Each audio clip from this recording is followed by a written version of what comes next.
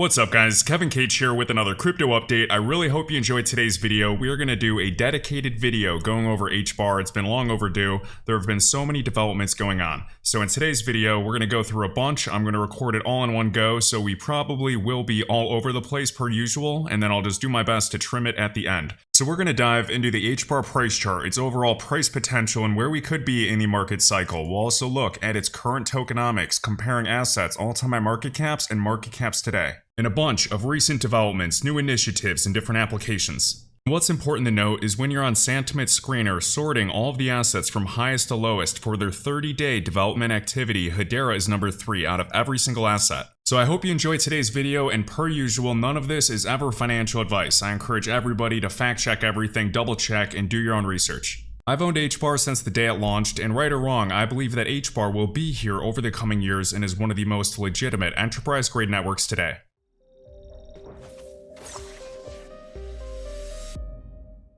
Alright, first up for the HBAR price chart. So we launched back in September of 2019. We did the typical crash into accumulation or this consolidation when Bitcoin broke into all-time highs. Shortly after, HBAR and many other assets exploded.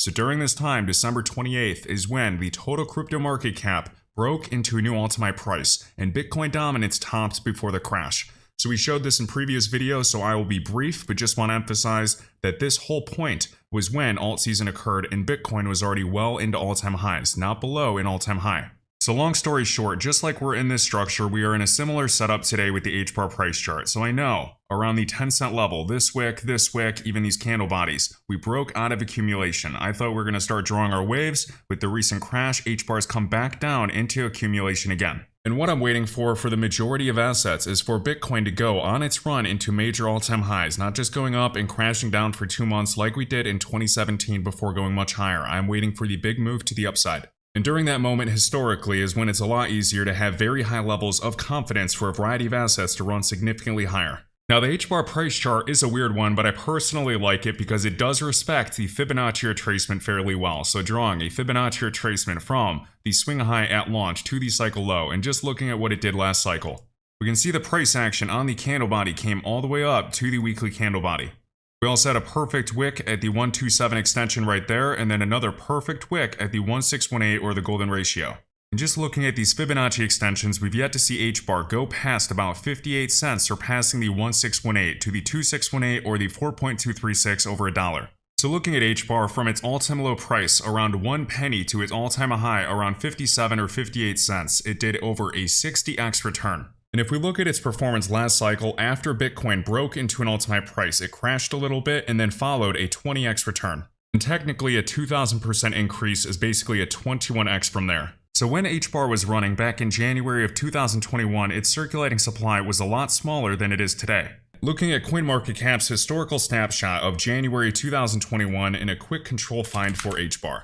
Back then it was only ranked around number 77 and its circulating supply was only 6.7 billion. Today, HBAR's circulating supply is 35.7 billion, so about 5 times bigger. But we are now over 71% in circulation. So right away, those tokenomics might turn people off, but I look at the numbers and I look at what they're building and the caliber of partners and applications they have. Why are global companies like Avery Dennison with Atma.io leveraging Hedera's network to connect 22 billion items to the cloud using unique digital identifiers and tracking the events through supply chain? Why is Aberdeen, a global fund manager with over $600 billion assets under management, leveraging Hedera for tokenization of their money market funds? Along with Aberdeen being directly on the list of board of directors, we have Duncan here, the senior investment manager at Aberdeen, leading Aberdeen's digital asset business. And why does Hedera's governing council have so many big names? Boeing, we have BitGo, a qualified custodian, we have Google and IBM. Remember, they supported Hedera's token service years ago.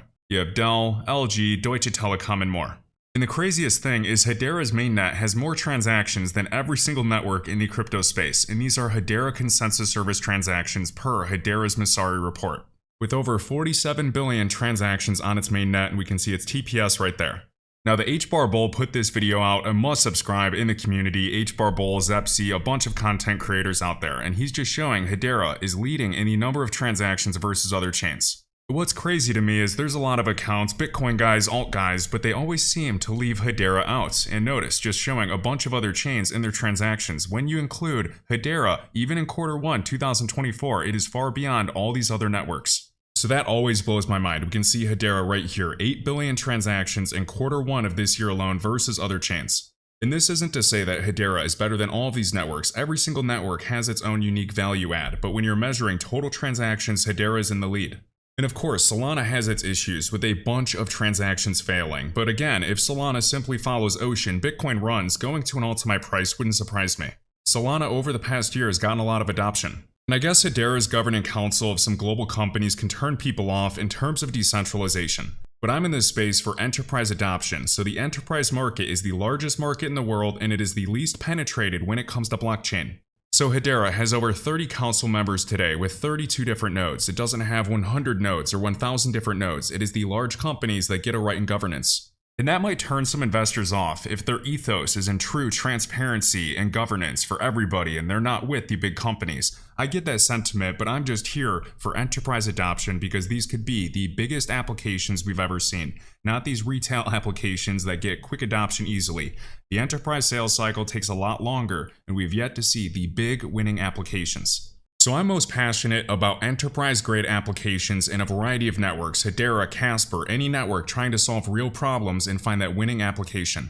And I know in the crypto space, the layer 1 network category is saturated, but there's still a lot of upside per the blockchain stats, the growth of enterprise-grade blockchain in the future that we've shared before. And the industries are wide, from energy, financial services, healthcare, insurance, oil and gas, commodities, travel, etc. And there's been a bunch of different applications, technology, implementations, proof of concepts with a lot of large companies. Now I know many investors might prefer microcaps, meme coins, or just new use cases in AI or zero knowledge proofs, and that's fine.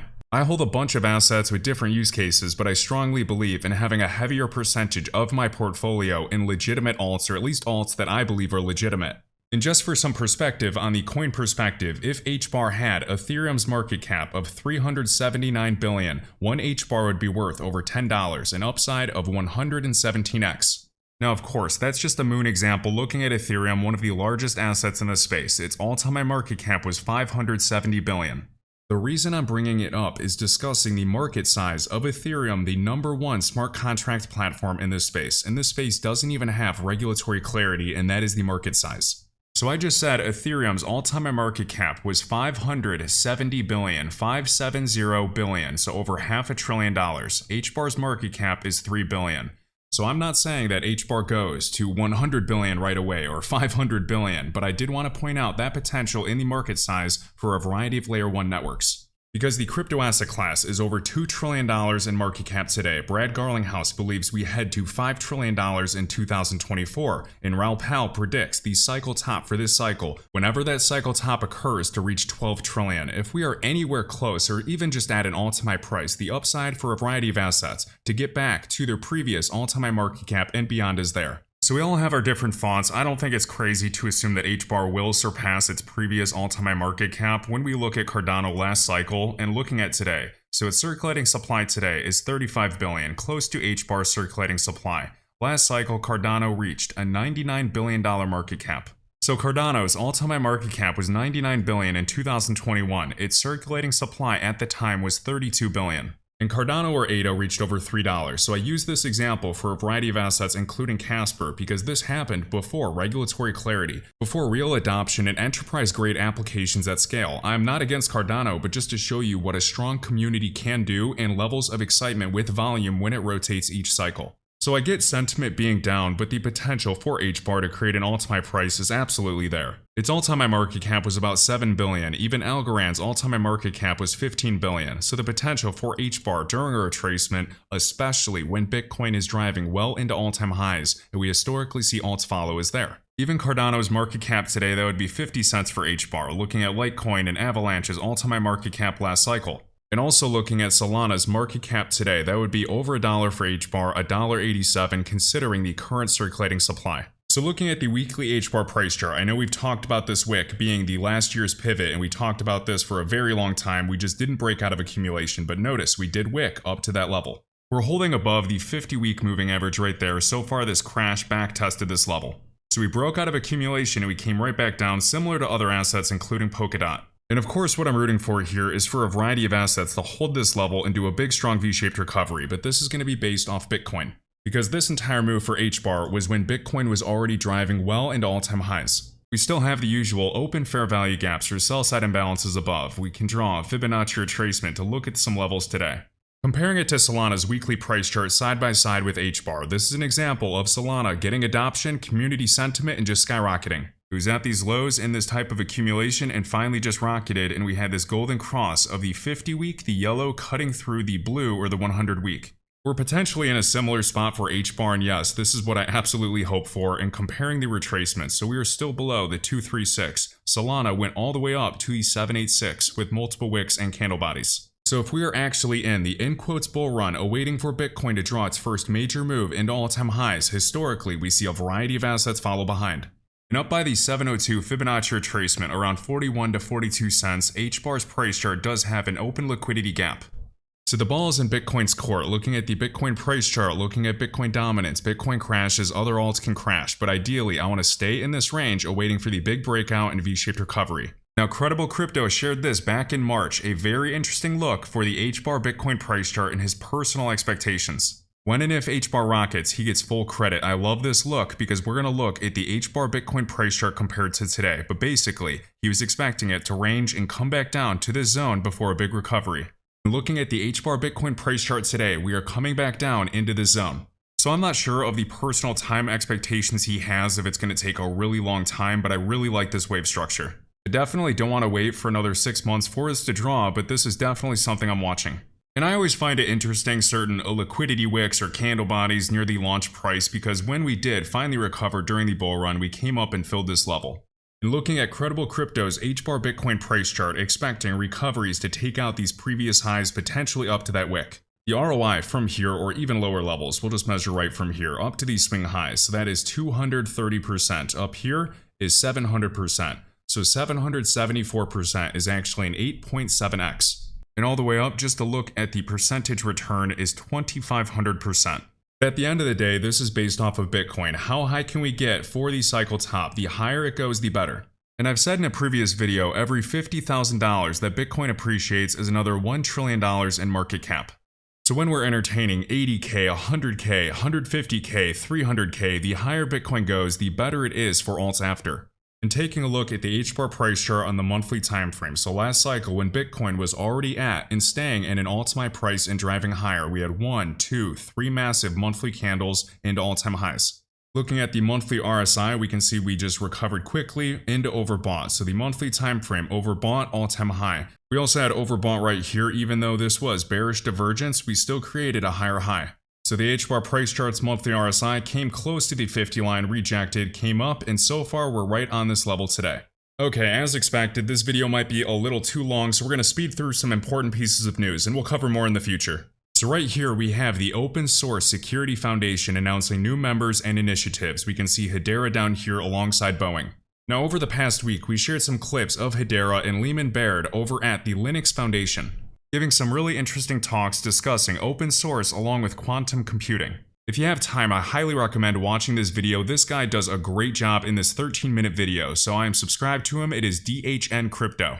So I learned a bunch in this video, really good information to paint a bigger picture of what this news means. And remember last year, Hedera appointed a well-known open source leader to spearhead their open source transformation. So Andrew Aitken joins Hedera as the Chief Open Source Officer. We can see formerly open source leader at Wipro, one of the Hedera council members, and advisory roles at the US White House, Microsoft, and global financial institutions. And you can dig deep reading the bios of different people, board of directors, and members of Hedera. Read their bio, check out their LinkedIn, really good information. We know Sham over at IBM, we have Australian Payment Plus, we have WorldPay, we have the Chief Strategy Executive at ServiceNow. We know ServiceNow is a huge company that is using Hedera's Hashgraph to digitize workflows. And look who we have here. We mentioned this gentleman yesterday, Paulo. And the Linux Foundation is huge. There are many global companies in this list, including other crypto projects.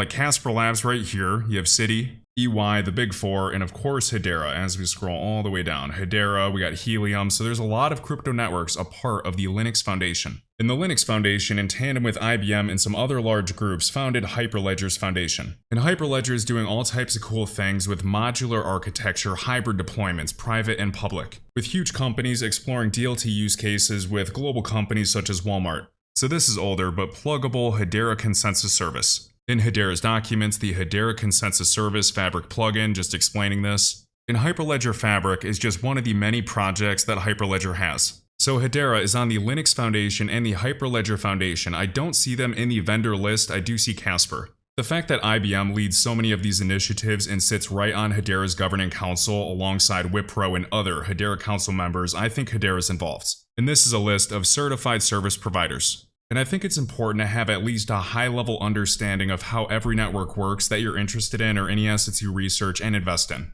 One thing I like about Hedera is they do have a lot of documentation, so not that I understand every if and then scenario, but just reading it helps paint a better picture. So for Hedera's hash graph, every single transaction on the mainnet requires the utility token HBAR. There are different types of fees. There are fee estimators you can use as well, from consensus, token service, smart contract, file service, etc. And there's a service fee, a network fee, and a node fee.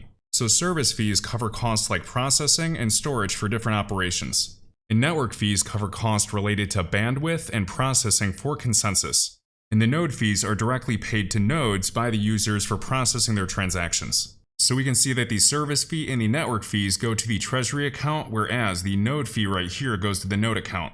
So think of the node fee as the fee that basically compensates the node operator for the resources and their infrastructure costs. And the service fee may be used to compensate nodes and proxies for processing transactions and just overall maintaining the network.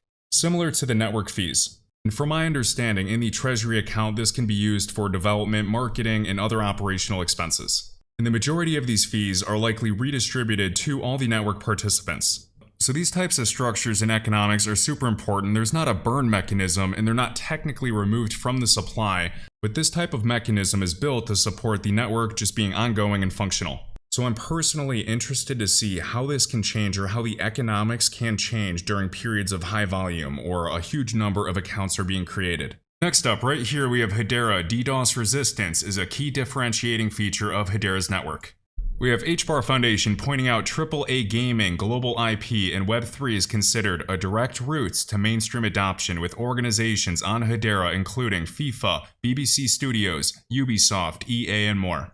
Shared by Generation Infinity, Hedera joins the UK Crypto Asset Business Council. We also had Hedera's network with Pith Network, 400 plus real-time price feeds for DeFi, along with Karate Combat joining consensus of 2024. And Karate Combat is huge. We can see over 1 billion impressions. Literally, karate.com. We can see this yesterday retweeted by Hedera, shared by Danny, in quotes, "Right now we're working with Sabrina over at the HBAR Foundation in the Asian Pacific and one of our other partners tokenizing real-world assets inside Gift City, India's first operational smart city, where there's going to be tokenization of an asset working with the regulators on Hedera." There's a lot more to cover, but the big picture is there's a lot of applications, a lot of activity, and Hedera's hash graph has some of the top development activity over the past 30 days. And because of a bunch of reasons, I personally believe in Hedera's long-term success. We're seeing building, infrastructure, and regulatory frameworks coming into place globally. I believe in the potential for a variety of assets to perform well in the future, and I'll be patiently/impatiently waiting. I just want to emphasize an all-time price for Hedera isn't crazy. If we simply followed what other assets have done in the past, we create an all-time price. So I hope you guys enjoyed today's video, and friendly reminder, we have iTrustCapital linked in the top of this YouTube video description where HBAR is also available. For anybody that's interested in a crypto 401k or a crypto Roth IRA, which is 100% tax-free. And I've been using iTrustCapital for over 4 years. When prices are low, nobody cares, and when a bull run happens, everybody cares. Thanks for watching, guys. If you enjoyed this video, I'd greatly appreciate if you could hit the like button, let me know your thoughts down below, and my link tree is linked in the top of this YouTube video description, with all links, crypto resources, and discounts. I'll catch you in the next one.